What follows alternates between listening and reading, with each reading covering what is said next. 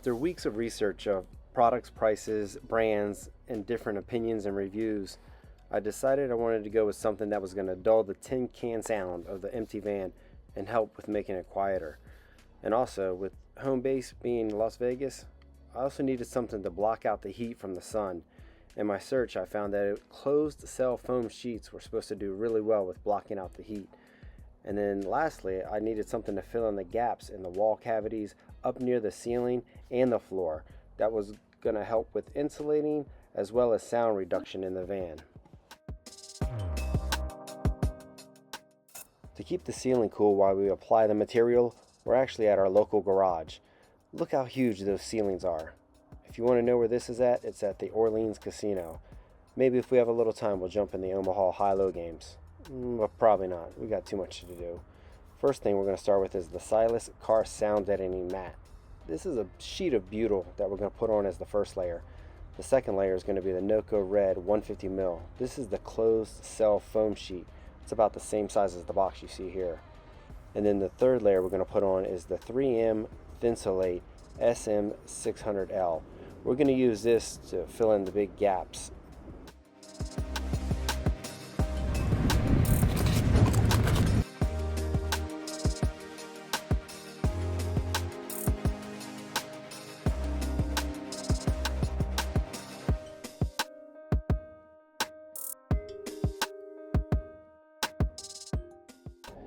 Here on our first sheet, we took the whole backing off, and it turned out to be really difficult to maneuver and move around just because it's really sticky and it adheres really well to anything you touch it to.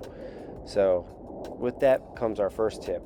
Just peel the backing down a couple inches, and then with this you can still hold on to the back of it or to the front of it without it sticking to your fingers.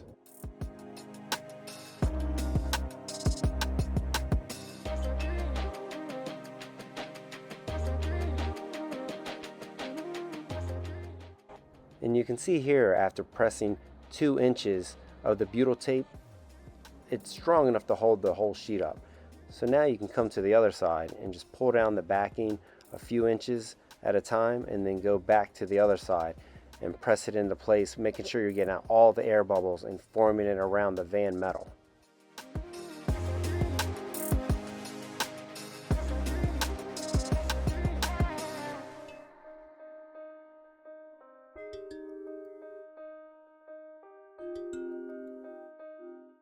For tight areas such as behind the wall cavities, you want to use strips instead of large sheets.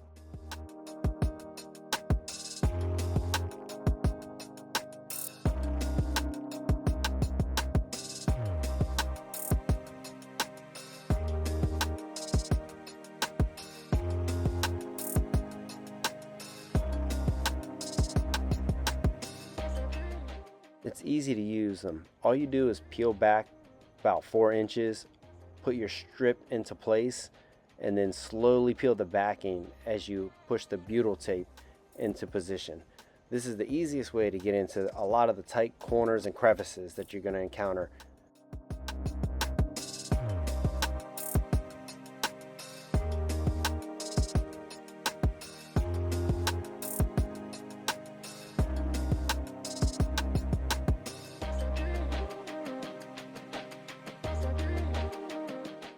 And we're also going to add some insulation to the wheel well.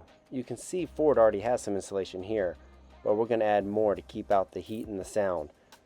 First layer we're going to put is the butyl tape, and then the second layer will be the Noco Red closed cell foam to keep out the heat.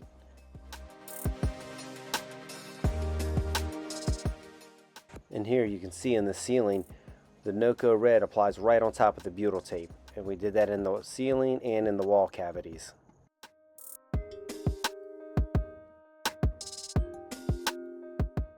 We also removed the bottom wall panels and insulated that as well.